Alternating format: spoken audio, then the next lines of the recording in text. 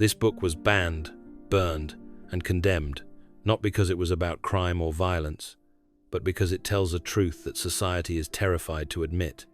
The world is built on lies, and most people are phonies. But what if the angriest, most cynical teenager in literature was actually the most honest person in the room? This is the story of the secret pain that created a masterpiece. Published in 1951, J.D. Salinger's The Catcher in the Rye was not just a novel, it was a cultural event. It arrived in a post-war America, brimming with fragile, hard-won prosperity. The nation was marching in lockstep towards a new ideal. The sprawling suburbs, the gleaming chrome of new automobiles, the cookie-cutter perfection of the nuclear family. It was an era of profound conformity, a society so terrified of the Cold War enemy without that it demanded absolute unity within. To be different was not just an eccentricity, it was a suspicion. Into this world of grey flannel suits and unspoken anxieties, a new voice erupted. The book sold slowly at first, but through word of mouth, it ignited a fire. It became a fixture in the back pocket of nearly every student and young adult who looked at the pristine image of American life and felt like an alien. Its power came from a source that literature had rarely tapped so directly, the raw, honest, and unforgettable first-person voice of its protagonist, Holden Caulfield. He was not a hero, an adventurer, or a romantic lead. He was a 16-year-old boy, flunking out of his fourth prep school, who saw the adult world as a corrupt and hypocritical landscape populated by phonies. This voice, cynical and searching, vulnerable and wounded, spoke a truth that many felt but few had ever seen articulated. But this profound connection came with a price. While young readers saw themselves in Holden's alienation, many adults saw a dangerous influence. The book was a storm of controversy. School boards and parent groups across the nation, guardians of the fragile post-war consensus, sought to have it banned. They cited Holden's frequent use of profanity, his discussions of sexuality, his underage drinking and smoking, and above all, his deeply negative attitude and his outright rejection of authority. To them, Holden Caulfield was not a sensitive soul in pain. He was a delinquent, a corrupting force that promoted rebellion and disrespect in an age that demanded obedience. The book became a battleground in a larger cultural war. For every school that banned it, it seemed 1,000 more students were smuggling it into their bedrooms, reading it under the covers with a flashlight. This dual legacy of being both celebrated and censored only added to its mystique. It was forbidden knowledge, a secret handshake among the disillusioned. The novel's reputation grew until it was more than just a book. It was a symbol of rebellion itself. To understand the book that shocked a generation, we must first look past the controversy and turn to the source, the enigmatic man who created it, and then vanished from the world that celebrated him. The author of one of the 20th century's most famous books became famous for doing one thing: disappearing. To understand the profound sense of disillusionment at the heart of The Catcher in the Rye, you must first understand the man who created it, and unlock the secret he carried back with him from the battlefields of Europe. Jerome David Salinger was born in New York City on New Year's Day, 1919. Raised in a well-to-do family on Park Avenue, he drifted through several preparatory schools without success. His early literary ambitions were clear, but his burgeoning career was interrupted by history. In 1942, Salinger was drafted into the United States Army. What followed would irrevocably alter the course of his life and his art. He was assigned to a counterintelligence unit and was among the first waves of soldiers to land on Utah Beach on D-Day, June 6, 1944. He fought through the bloody hedgerows of Normandy and survived the Battle of the Bulge, a brutal, freezing conflict with staggering casualties where the line between survival and death was impossibly thin. Salinger witnessed unimaginable carnage, participated in the liberation of a subcamp of Dachau, and saw firsthand the hollowed-out eyes of people who had endured the absolute depths of human cruelty.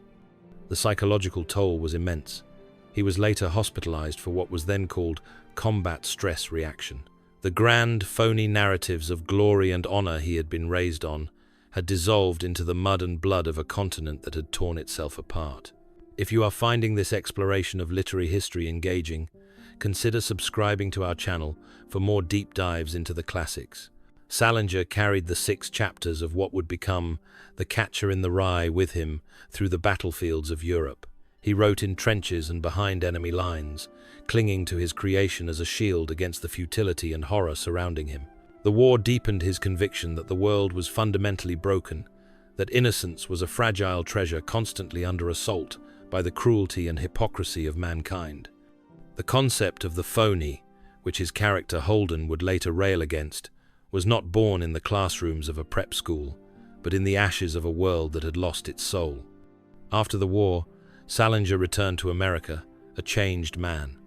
For nearly a decade, he refined the story of Holden Caulfield, perfecting the voice that would capture the sound of a soul in crisis. When The Catcher in the Rye was finally published in 1951, its success was beyond anything he could have imagined, and he hated it. The fame was a grotesque violation.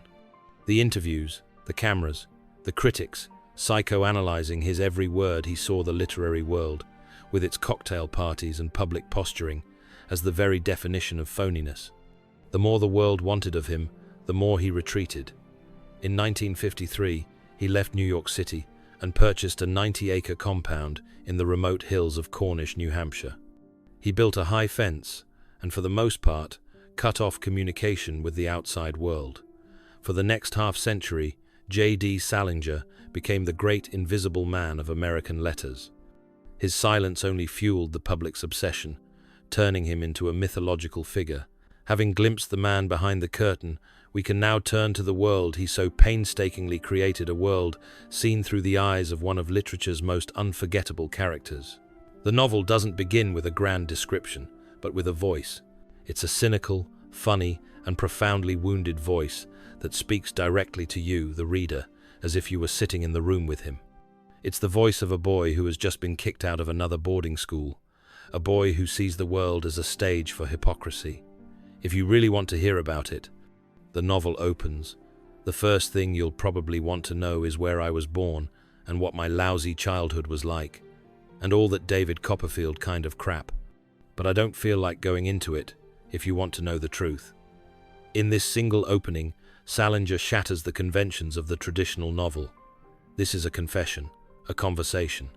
The narrative voice of Holden Caulfield is perhaps the most important character in the book.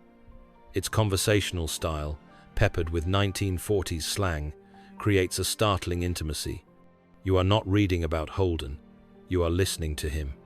And what you hear is the sound of a brilliant, sensitive mind at war with itself and the world. His central obsession is the concept of the phony. To Holden, a phony is not simply a liar, but anyone who is inauthentic, who conforms to a social script. His boarding school, Pensy Prep, is a veritable museum of phoniness. There is his history teacher, Mr. Spencer, who summons Holden for a lecture while wrapped in a sad, lumpy bathrobe, smelling of Vicks Vapo Rub. He tries to impart wisdom about life being a game, but his platitudes feel hollow, a tired speech he has likely given to 100 other failing boys. Holden sees not a mentor, but a defeated old man, and it makes him sad and uncomfortable. Then there is his roommate, Stradlater, the handsome, popular athlete who is a secret slob and treats women as conquests. Today, in 2025, the pressure Holden felt isn't gone. It has mutated. We don't have the man in the grey flannel suit. We have the perfectly curated Instagram feed. We have influencers selling authenticity that is meticulously scripted. The pressure to perform, to present a perfect and happy life, to become a phony for likes and followers, is more intense now than Salinger could have ever imagined. Holden Caulfield wasn't just a boy from the 1950s. He is the ghost in our machine, the voice that whispers the truth about the digital stage we all live on. To protect himself from this onslaught, Holden armors himself with a piece of peculiar headwear, a red hunting hat. This hat is his armor against the world. It's the cape for a hero who doesn't know how to fight, a small flag of rebellion he can raise to signal that he is different, that he hasn't surrendered. The breaking point at Pensy comes when Holden learns that Stradlater has just been on a date with Jane Gallagher, a girl from Holden's past whom he remembers with a tender, protective affection. The thought of the brutish Stradlater with the vulnerable Jane enrages him, leading to a clumsy, desperate fight that Holden decisively loses. Beaten and bloodied, he makes a decision. He cannot stand to be at Pensy for one more minute. Expelled and alone, Holden Caulfield plunges into the winter streets of New York, not as a runaway on an adventure, but as a pilgrim on a desperate search through the heart of American loneliness. Holden's voice has resonated with so many. What was your first impression of him? Let us know in the comments below. Holden's two-day odyssey through the snowy streets of New York is not a journey of freedom, but a frantic search for a single, authentic human connection. The city itself becomes a character, a vast, indifferent landscape of flickering neon signs and anonymous crowds. It's the Christmas season, a time of supposed joy and connection, but for Holden, the festive decorations only amplify his profound isolation. His journey is a series of failed encounters. He arranges a date with an old acquaintance, Sally Hayes. He endures a pretentious play she loves. Surrounded by theater-goers, he deems the epitome of phoniness. At the ice rink, as they stumble around under the winter sky, his desperation boils over. He impulsively suggests they run away together, to a cabin in the woods, away from the empty rituals of society. Sally, horrified by this breach of social decorum, dismisses his plea as childish. Her rejection is a sharp, painful reminder that no one else sees the world with the same raw, wounded clarity that he does. Later, he meets Carl Luce, a former schoolmate, at a bar, hoping for an intelligent, mature conversation. But Luce is condescending, interested only in psychoanalyzing Holden and boasting of his own sophisticated life. Each failed connection chips away at his already fragile state, sending him deeper into a spiral of drunkenness and despair. To understand Holden's profound sense of pain, we must look deeper than these frustrating social encounters. The emotional core of the novel, the ghost that haunts every page, is the memory of his younger brother, Ali. Ali died of leukemia 3 years earlier, and his death shattered Holden's world. Holden describes Ali not as a lost sibling, but as a kind of saint, the most authentic person he has ever known. The night Ali died, a 13-year-old Holden smashed out all the windows in his family's garage, breaking his own hand in the process. It was an act of pure, helpless rage against a world that would allow someone so good to be taken away. Holden carries his brother's memory with him in the form of a left-handed baseball mitt on which Ali had written poems in green ink. This mitt isn't just a memory, it is the Rosetta Stone of his grief. It's the physical evidence of the moment his world broke, a sacred text that explains all of his pain and all of his love. This unresolved grief is the true engine of his alienation. His disgust with the phony adult world is rooted in his belief that it is a fallen world, one that Ali was too pure to inhabit. This brings us to the title of the book. Holden confides in his little sister Phoebe, his one fantasy. He pictures a massive field of rye on the edge of a cliff where thousands of little kids are playing. His job is to stand at the edge and catch any of them if they start to go over the cliff. He wants to be the catcher in the rye. This is not a childish dream. It is a heartbreakingly poignant metaphor for his deepest desire, to protect childhood innocence from the inevitable and tragic fall into the corrupt, phony world of adulthood. If this story is resonating with you, consider sharing it with someone who might also appreciate this look into a literary classic. But this desperate fantasy of preserving innocence cannot last. In the heart of the city, Holden is heading toward a final confrontation, not with the phonies around him, but with the painful and ultimately liberating truth of growing up. A novel that begins with cynicism and alienation doesn't end with a neat solution. Instead, it offers a single, fleeting moment of pure, unadulterated joy. Before this, Holden visits the Museum of Natural History. He loves it because its exhibits are frozen behind glass, always the same, a comfort against a world that forces him to change. The emotional climax of the novel takes place at a carousel in Central Park. He has just had a tender and truthful reunion with his little sister, Phoebe. He relents from his plan to run away and takes her to the carousel. The air is damp and cold. As Phoebe finds a worn, painted horse to ride, the tinny, cheerful music of the carousel begins to play, a sound both nostalgic and sad. Then, a sudden downpour begins. All the other parents huddle for shelter under the carousel's awning, but Holden stays on the bench, getting soaked, just watching his sister. As she rides, going around and around, she tries to grab for a gold ring that hangs just out of reach, a classic carousel game. Holden feels a surge of fear that she might fall, but he stops himself from saying anything. He understands, in a sudden, intuitive flash of maturity, that you have to let kids reach for the ring. You cannot protect them from everything. In this instant, his fantasy of being the catcher in the rye dissolves. He cannot stop the fall. He cannot preserve innocence forever.